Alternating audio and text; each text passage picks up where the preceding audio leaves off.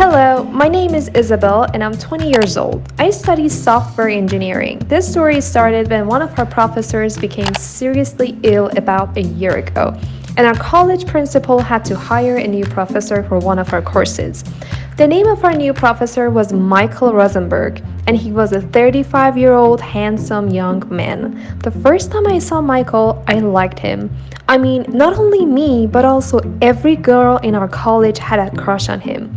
All the girls gossiped about him. 2 months passed, and one day after the class, I went to Michael to ask him a question about one of the subjects. There was no one, and everyone had left. As he was explaining to me, he finally said, "Look, Isabel, I know it's not appropriate for me to say this, but I really like you."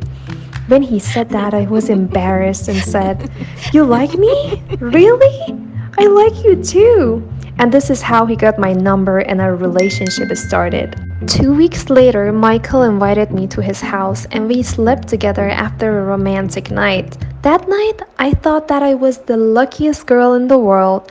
Michael, whom all the girls in the college liked, had become friends with me. And on the other hand, I wanted to spread the word that he was in a relationship with me, but I couldn't. My relationship with Michael continued, but most of the time he took me to his house so that no one would see us together. And we were mostly just having sex. The whole situation continued for 2 months until one day, one of my close friends named Grace, who happened to be my classmate, told me, "Isabel, I want to tell you a secret. Will you promise not to tell anyone and keep it between us?" I told her, "Yes, of course, it will be between us." She told me, "I'm friends with Michael Rosenberg, and I was with him last night." When she said that, it was as if a bucket of water was poured on me. I was shocked and said, "What? With Michael?" She told me, "Yes, Michael Rosenberg." When she said that, I burst into tears and quickly drove back to my house, went to my room and cried. Grace tried calling me several times, but I didn't pick up. I called her at midnight and told her the story, and she started crying. We both felt like we were taken advantage of. We didn't know what to do. Grace and I, who were a bit upset, decided to tell the college headmaster about it the next day. We went to the headmaster and told the story. They were quite shocked and called Michael to their office. Grace and I were also there waiting. Michael denied it at first, but later he admitted that he did it. But this was not the end of the story.